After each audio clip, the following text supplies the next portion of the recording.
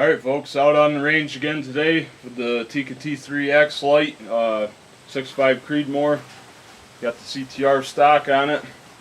We're going to be testing out the Sierra Game Changers again.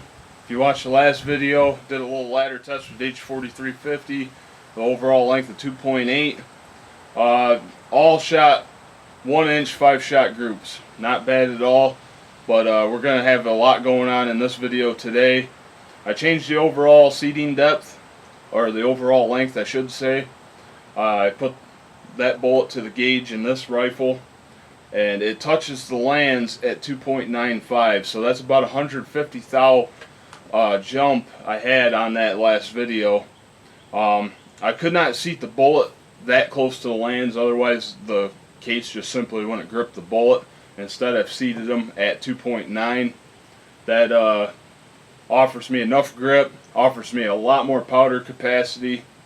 So in the last video, wasn't too happy with the velocities I was getting. 2,800 feet per second was fine. It was more the velocity spread. They were just all over the place. Had some very bad extreme spreads, standard deviations. But anyway, trying out Reloader 17. I have a ladder test. We're going to do four shot groups here at 100 yards. And I should mention, you know, you come to a public range, you might want to bring some targets with you. I had to salvage some stuff down there at 100 yards, but hopefully we'll make do here today. And I got a brand new chronograph to try out. This is the Pro Chrono Digital. Hopefully it works out pretty good for us. So, alright, so take a look at these bad boys here. Pretty sticking out of the case pretty far, but it's just down in the case far enough where it's getting good neck tension. I got my ladder test here. It's all with Peterson cases, Reloader 17 BR2 primers. So we're going to see whether or not these BR2 primers are the culprit of that extreme spread or the H4350. Don't know what it is that's causing that. Hopefully this change here will fix that. Hopefully we shoot some really tight groups. So anyway, first group here, 42.1 grains. Then we're moving up to 42.6, 43.1, and 43.6. That is over the book max by, I believe, a half a grain. I think we should be all right because, you know, we have plenty of powder capacity, or we have plenty of case capacity with these bullets being loaded out. Almost 100 thou from where they originally were at, so that's going to decrease the pressures. Hopefully gives us a good group. So let's find out here. Got this chronograph set up. Let's give her a whirl.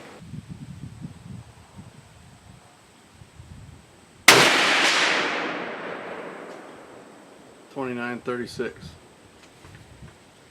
That is stupid fast.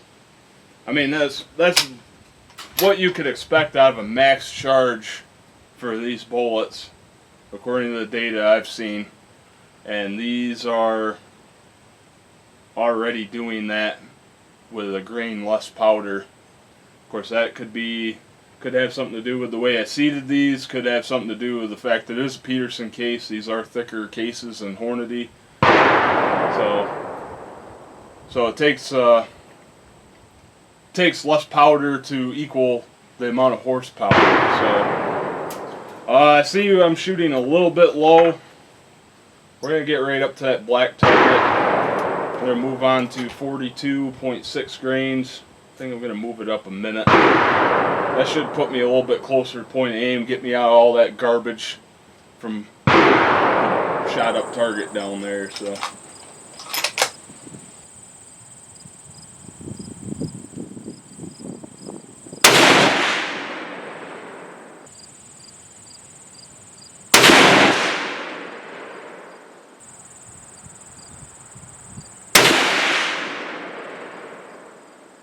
.2943.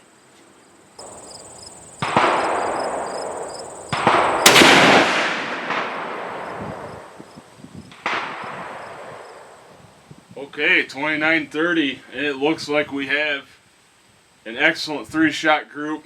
That last shot was my bad. I moved this bag up to get a little more height. I think I dropped the gun a little bit as it went off. It's looking like we have a pretty decent group down there. 2930 on that last velocity, so velocity is definitely up there. I was not expecting 29, especially this early in the ladder test, and to be honest with you, I don't know as I'm going to continue. Take a real good look at this brass, make sure everything's alright. I mean, everything looks good. It's definitely stout load, but I give this gun a break, and we'll be back.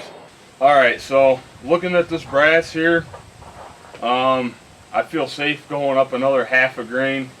Like I said, the velocities are very satisfactory here. The accuracy, not too sure. I went down there and checked out that group. I know I pulled one shot, but I only see 2 other bullet holes there, so don't know what happened there. You guys will see it in the footage. Anyway, we're stepping up another half a grain, 43.1 grains of powder. I'm putting the safety glasses on for these things, but by the way, the first group didn't show up on camera. Don't even know if I'm going to show it. Wasn't nothing to really see anyways, about 1.5 inches, so anyway.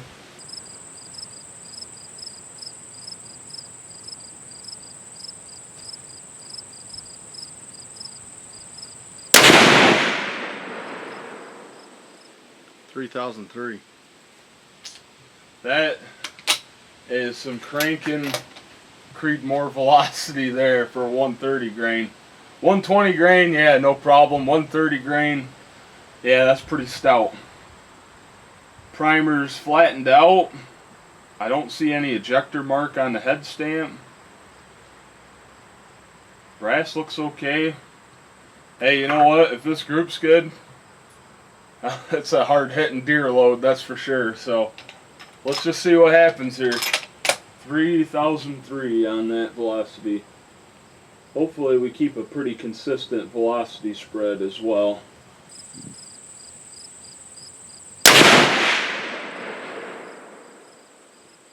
Duplicate 3003 again.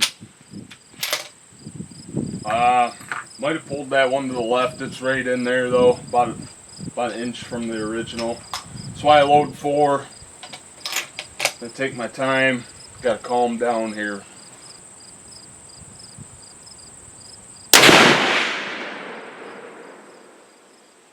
Another duplicate 3003.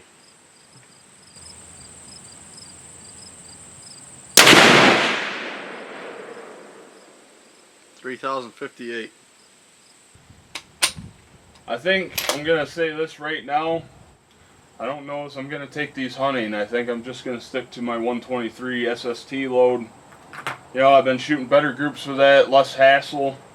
It's not to say that these game changers are necessarily bad bullets. I'm not even gonna shoot this max charge. I mean, we're already pushing 3,000 some odd feet per second with a 130 grain. That is very stout. Don't need to go any hotter.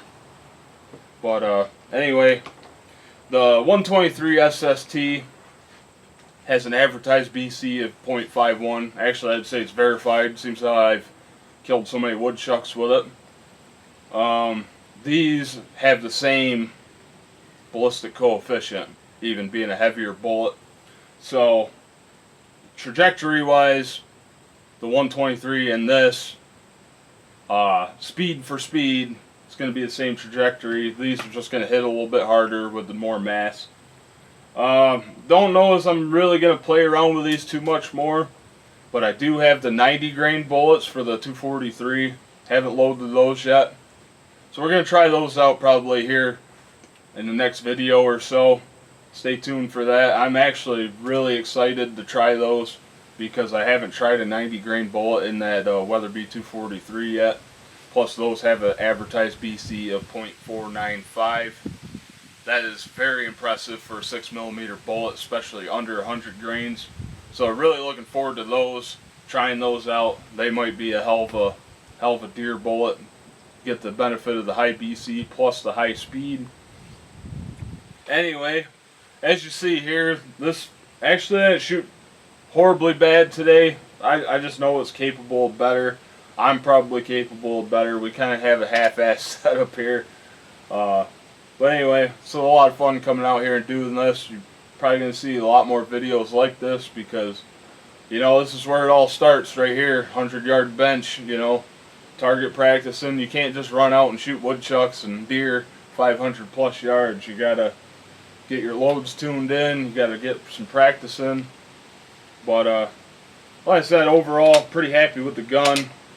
I think the Sierra Game Changers are probably, you know, they're definitely good bullets. It's just a matter of finding the right combination to get them to shoot well.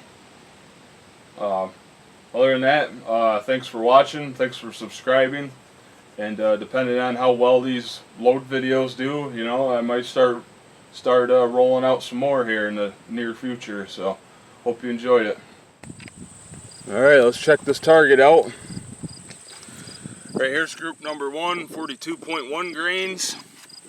I think there's 4 shots there. I think there's 2 sitting right in that hole. Didn't get it on camera, but there it is nonetheless. Then we stepped up. This one, I know I messed that one up. So I think there's 3 shots right here. Not totally sure, just it looks weird. That might be a winner. I'll have to see on the footage. Then right here's our hottest charge.